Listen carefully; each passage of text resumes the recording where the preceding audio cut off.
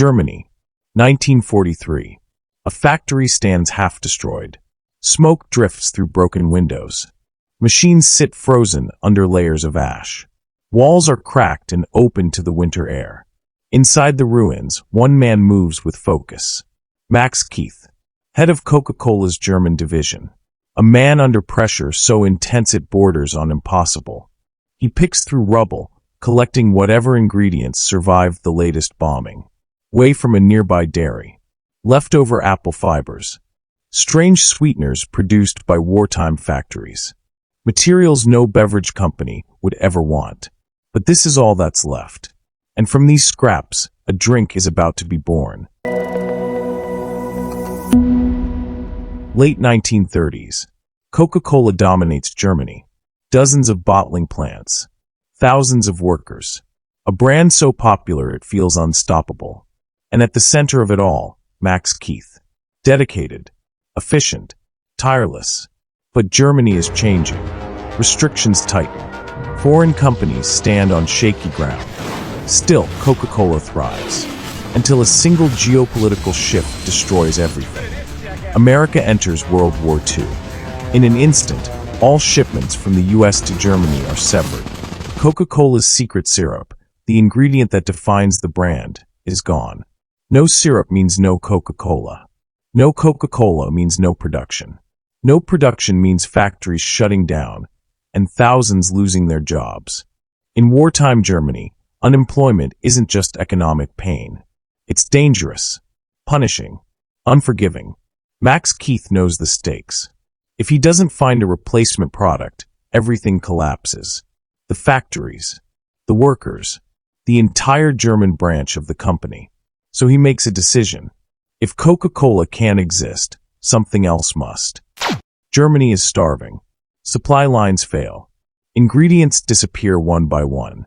Keith begins traveling across the country. Not for flavors. Not for fruits. Not for anything luxurious. He hunts for scraps. He visits cheese factories and finds barrels of leftover whey. He visits fruit processors and discovers piles of discarded apple fibers. He studies every byproduct, every remnant, every thrown-away ingredient Germany's rationing system allows. Most of it is considered waste. But waste is all he has. And in wartime, waste becomes possibility. The early experiments are rough. Cloudy mixtures. Sour blends. Strange flavors that don't resemble any known drink. Some batches foam uncontrollably. Others separate into layers. A few go bad before they can even be bottled. The team keeps trying. Tweaking. Improvising. Adjusting ingredients by smell, texture, and chance. Slowly, something begins to form. A drink that is stable. Drinkable. Strange but workable. Not Coca-Cola. Not even close. But a product that can keep the factories alive. The new beverage needs a name. Something simple. Something memorable. Something that reflects what it truly is. A drink created out of pure imagination under brutal scarcity. In German, the word for imagination is fantasy. A word that captures creativity under pressure. A word that describes exactly how this drink came into existence. From that root, the team pulls out a shorter version. A tighter version. A version that feels like a brand. Fanta. A name built from creativity in a world breaking apart. A name formed from necessity, not marketing. A name born in a meeting where imagination was all that remained. And it sticks immediately. Because Fanta uses only German ingredients, it becomes a fully domestic product. This makes it politically acceptable, even encouraged. Coca-Cola's American identity fades.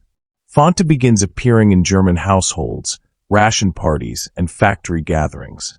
It becomes a symbol of wartime resourcefulness, whether Keith wants that or not.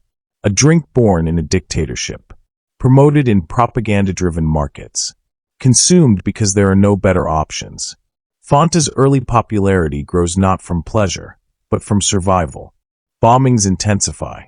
Factories shake under nightly air raids.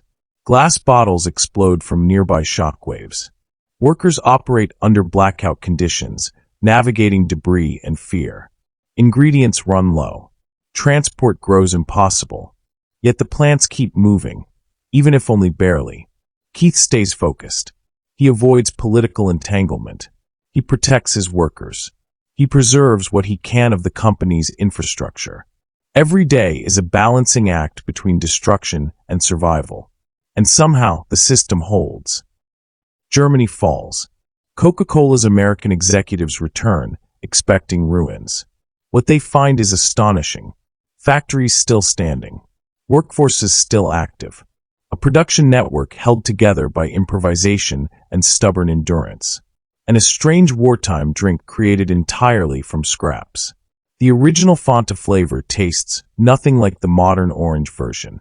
It's murky, odd, ration-born, but it kept an entire division alive through the darkest period of the century. After the war, Coca-Cola rebuilds. New recipes emerge. New flavors. New colors. A sweeter, fruitier version appears, a drink designed for peace, not war.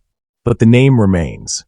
Fanta becomes fun, bright, playful, completely detached from its origins. A wartime invention transforms into a global empire.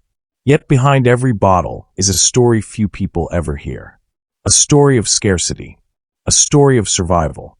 A story of a drink created from leftovers inside a collapsing country.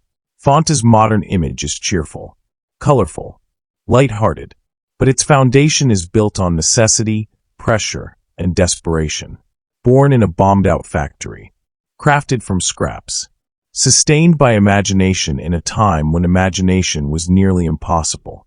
Its creation saved jobs, preserved factories, and kept a company alive while the world was tearing itself apart. A soft drink with a dark beginning. A global icon with roots in ruin. A symbol of how something bright can come from the bleakest possible place.